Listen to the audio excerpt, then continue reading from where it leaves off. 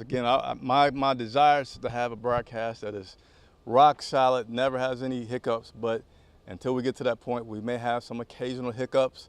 I will be talking to tech support later today, or as soon as I get a chance to figure out why my signal will just cut out, and I have no idea why. But nevertheless, let's go ahead and finish out through this, okay?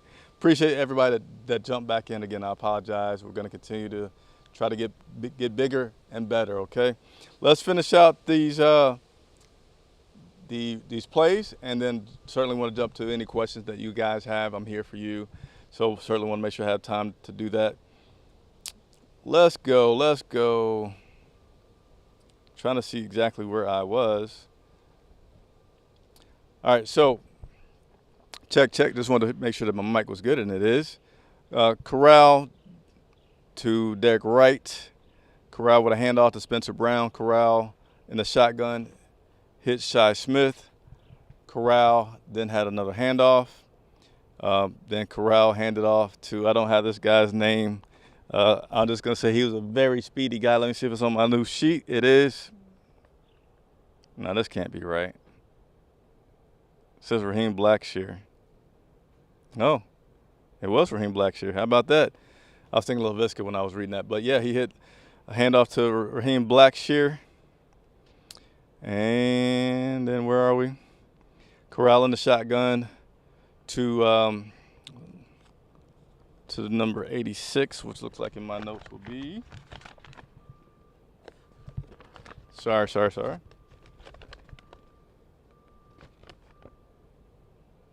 Gary Jennings. It's right in the crease of my paper.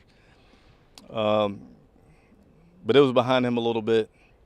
So overall today, that was about, let's see, Corral had about 1, 2, 3, 4, 5, 6 plays there. Nice little stretch to see him get some exposure. Wasn't accurate on all of them. So, I don't know if it's one of those things where he just hasn't had many reps to get in sync with these guys because he looks good. So you certainly want to like to think that a guy that looks so good with his mechanics, with his release with the ball, would be pretty good, but he was missing today. He wasn't as accurate as I would have expected Matt Corral to be today, or would have liked to have seen Matt Corral be today.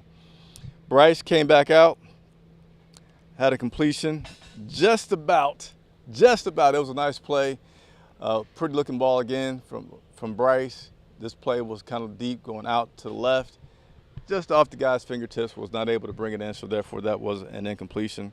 Bryce then went in the shotgun, handed off to Sanders. Then Bryce again in the shotgun. For a while, kind of running around, dancing, trying to look downfield, didn't see anything. Kind of just jogged it out. So in regular football with some contact, that would have been a sack. But today, no pads. It was just a little jog to end that play. And then we have Bryce. Shotgun, low snap, he got it, and still had to bring the ball in. So some good defensive plays going on here.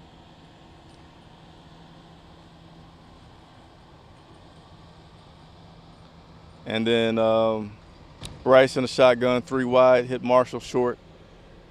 Note here was the tight end was out wide, which again I saw several times today. I already mentioned this, but just again want to mention the Horn, J.C. Horn, Dante Jackson. Saw those guys getting some snaps today in those team periods. Bryce, next play, handoff to Miles Sanders. Didn't really have nowhere to go on that play. Bryce in the shotgun, pulled it back from the running back, and then hit Hayden Hurst. Nice looking play, nice looking execution on that play. Dalton came in. Dalton finished it up for us. He had a handoff to Miles Sanders. Then Dalton was in the shotgun, almost picked off. The receiver, as he was running his route, got his feet tangled with the defender, fell down. Defender stayed up, almost got the interception, but wasn't able to do so. So on to the next play. Dalton had 5 wide, hit Adam Thielen in the middle. Dalton had some play action, hit Spencer Brown in the middle. And then Dalton in the shotgun, hitting C.J. Saunders. And then last play, Dalton to 83, Derek Wright. Nice catch crossing the field from left to right. Dante Jackson was trailing him. And I'm sure Dante could say, yeah, I got a lot more speed, but we're just trying to ease into everything. So anyway, that ended up being a completion from Andy Dalton to Derek Wright, and then that concluded practice. So sorry about that. Let's see what comments that we have right here, and we'll be able to go through these and talk to you all. Here we go. Carolina Panthers Germany podcast. Let's go. Appreciate you all the way over from Germany. I've been to Germany before, a long time ago, so I need to go back. But thank you for the support. And then look at here. Super chat from Germany, $20. Get some water on me. It's been hot. Hey, the super chats, again, tremendously appreciated. Independent media, 100% supported by our viewers. So anytime that you guys can do that, $1, $10, heck, if you want to cash at me $1 every time you see a video, that would help. You know, tremendous amount of help anytime we get to add some resources to the production that we have going on out here. Help us continue to be at practice, help me to have more people at these practices, which helps me bring you more content working for you guys. So thank you very, very much. Rails, what's good? Appreciate you tuning in. Marco Cash saying keep pounding. All right, Shakid. At the end of practice, was that punishment for the fight that took place a few minutes early at practice? So, yeah, there was a little scuffle. After the scuffle, and I forgot to say this earlier, they took a break. It seemed like a solid, good 5-minute break that was taken there. Didn't really see, not saying it didn't happen, but for me, I didn't see the coaches seem like they were going to reprimand anybody or really chew into anybody. I know I took a little break myself during that time. But Coach Frank Reich said, no, that was not a result of what happened. Could it be coach talk? I don't know. We haven't seen much of that from Frank Reich yet, but he said the conditioning was something that was planned. Had I seen it before today? Did I see it Wednesday? Did I see it Thursday? No. But he said it was conditioning that was planned for the guys today, and that's what they did. So appreciate the question, Shaq. Also, the fan turnout was very high today. I'm guessing over 20,000 fans showed up today. So very good. I'm glad that you mentioned that because I hadn't talked about it. There was a clip that I played in the video that showed the fan base. And yeah, it seemed like it was a huge turnout today. Very huge turnout because you had the grandstand down here at Wofford College pretty much filled. Now, it wasn't shoulder to shoulder, but it also wasn't like 10 feet of space and then a person 10 feet of space. So it was pretty nicely packed on that grandstand side. And now I can't see on the visitor side because that's where the media was positioned today. But from what I could see, it was pretty full on this side, which is, I think they bill it as the VIP side because they have another little tent and other food and things on this side of the field. Yeah, I don't know what number I'd guess because I was really wrapped up in trying to get all these plays written down and notated for everyone, but certainly a huge turnout today. I'll see if I can't get any information from the PR staff about the number of people that was turned out today. Josh Rousey, has Bryce been pretty accurate thus far? Yeah, Bryce has been pretty accurate thus far. He's had some turnovers. He's had some interceptions. He had some last practice, had some today.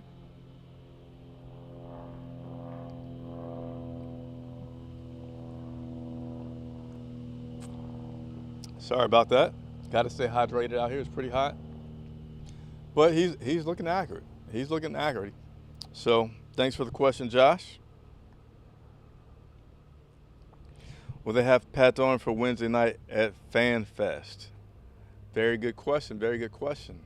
I'm going to think not because off the top of my head, I strongly believe there's practice Monday and there's practice Tuesday. And those practices, Monday's definitely confirmed as being padded.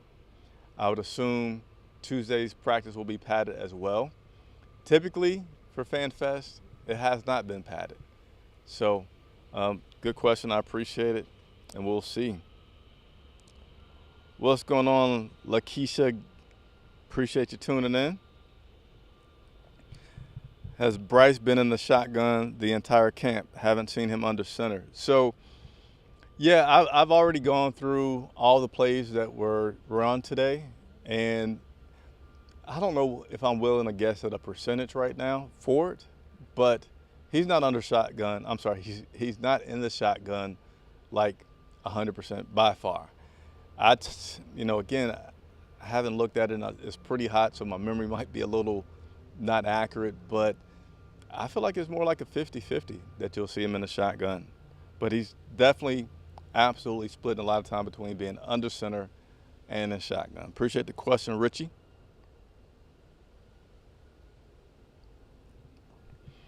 Do you think the defense is legit enough to win the NFC South?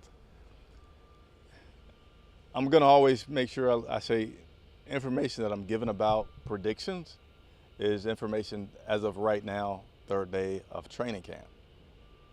So I would like to give predictions more. So the further along we get, to more, in my opinion, I would like for you all to hold true to my predictions. But the defense and how much it can help us is really going to depend on which guys are healthy, right? So right now, we're still trying to bring back J.C. Horn slowly. We're still trying to bring back Dante Jackson slowly. That will certainly impact your defense if you don't have those guys out there. If you have one of them not out there, it impacts you. If you don't have both of those guys out there, it super impacts you. Now, you got some really good safeties in Xavier Woods and Von Bell, but hey, if your corners aren't there, that definitely opens you up, right? And linebackers looking good with Shaq and Luvu. Line looking good. Derek Brown, Brian Burns, but you also want to see somebody opposite of Brian Burns. So lot to be discovered, but I say certainly I feel like it's not a long shot for this defense to be able to help keep us in contention in the NFC South. Appreciate the question, CL. Another question from CL. Are you concerned with Bryce's height? I mean, I still have bad memories of Sam Bradford's passes getting swatted down so much last season. I believe you mean, not Sam. I can see as much Baker Mayfield. Baker Mayfield was the king of batted passes last season. Kind of got irritated with me asking him about if he's going to do some drills to try to work on that. But, I'm a person that feels like it's really valid to wonder about Bryce's height because most people are taller. And there's an advantage just visually when you're taller, right? But it doesn't have to mean that it's a straight path to, man, he's not going to be able to make it, right? So from what I know is that Bryce has been this height all of his life, and I would be more optimistic than pessimistic about his height, right? He's had it all of his life. He's succeeded greatly all of his life. So, the NFL is at a different level. So he's going to have to continue to grow and work on it and make sure that all those little things that he did for his height to not be a challenge in previous levels, to not be a challenge at the pro level. So there you go. All right, so I'll give you all another second to see if you have any questions. I know we probably lost a few people with having to get back on the broadcast for the other one falling. Again, independent media don't have the $100,000 budgets that you see other networks have for such redundancy, meaning if something fails, something automatically triggers over. But we'll continue to look at things, try to make these broadcasts as professional as possible because we are professionals out here covering the Carolina Panthers for you. All right, we got another question that has come in. And this question comes in from Corey Kelly. How are the wide receivers doing today? So we did have a drop. I had to go back to my notes. We did have a drop from the wide receivers. One thing is that when I'm out here, I can't see every single thing. All of us, your journalists like to go back and look at tape just as much as coaches like to go back and look at tape because you get to see all 22, you get to see different levels and get to have further analysis. But there were several times today in which, due to coverage, that the quarterback had to go to a check down or just had to jog it out. Could that be because the coverage was good? Could that be because your wide receivers aren't able to get open? I don't know. So, there was some respectable play by the wide receivers today, some good catches by the wide receivers today, but also some good play by the defense. And not having an option for Bryce to throw the ball to us sometimes. We're going to get 2 more, and then we're going to get out of here for now. If I miss you, I'll come back to the comments and get those for you. I've just been out here since 11 a.m., and I need a little break from this heat down in Spartanburg. All right, let's go to a few more here. Last 2. Do you think that we have a chance to win the division? Yeah. It's not written in pen, but I think that there's a chance. I don't think that, like, man, we got to do so much to be in contention to win the division. No, I don't think we have to do so much. There's an excellent coaching staff. You got what so far has been an excellent quarterback, and you got a pretty good defense. You got a good offensive line. So there's some things there in place, and you just have to see, the big 2C is how this coaching staff meshes during an actual game. How does Bryce Young play during an actual game in pads when they can take you out? So we'll see, but I certainly feel optimistic about it. This is the last one I'm going to be able to touch here. I appreciate everybody else. I'm going to have to come back to you. Richie Douglas, more worried about lack of depth at cornerback or someone opposite Burns to rush the passer? I'm more concerned about the lack of depth at cornerback because is that what I want to stick to? Man, I'm making this complicated in my mind. Let me think for another second here. I'm almost completing my thought. I'm just going to think out loud. I'm thinking if I get another guy opposite of Brian Burns, it's going to help with the pass rush. And that probably means we're going to, put teams in the running the ball more. They won't be passing on us. Then I'm thinking, well, if you have Dante and JC back there and you get some lack of depth there, now you can throw the ball on us. And if you got good rushers, well, then that could help you kind of lose some power at the cornerback level if you got a good pass rush, meaning that quarterback's not going to have all this time to see these guys who could be open. Oh, I don't know why I feel like this is a difficult question, but here's my final answer. We didn't have much depth behind Brian Burns last year, and we got really solid on the defensive side. Steve Wilkes had this team playing really good. They were in games, adjusted game plans based on the personnel that we had. So I would like to see more depth at cornerback because I feel like the guys that we've had have been a little bit injury prone. And if that happens, I want to not miss a beat. I want us to be able to still stay playing at a very high level and not kind of get exposed at that position. So appreciate it. I got to head out to a meet and greet that Panther Nation Podcast has invited me to. I also need to get out of this sun that I've been in since 10 a.m. I'll come back, I promise, and get in those comments and talk to you guys. Please continue to hit the like button. Anytime that you can contribute, donate to the channel to help us do what we do. Greatly appreciate it. Information is going to be in the description for those who wish to do that. And also, if you want to see some highlights from the practice today, there's another video that I always upload. I try to upload that video within about 30 minutes of practice ending, so be sure to turn on your notifications. Check out that video, like it, help others find out about us, subscribe. I'm really trying to bust my butt to get to 10,000 subscribers by the end of training camp because the bigger I am, it's just so much easier to get players and coaches involved with doing things, coming on the show, talking to me, talking with you guys, all right? So, hey, live at Gibbs Stadium, Wofford College in Spartanburg, South Carolina. For Charlotte Vibe, I am Chris Jenkins.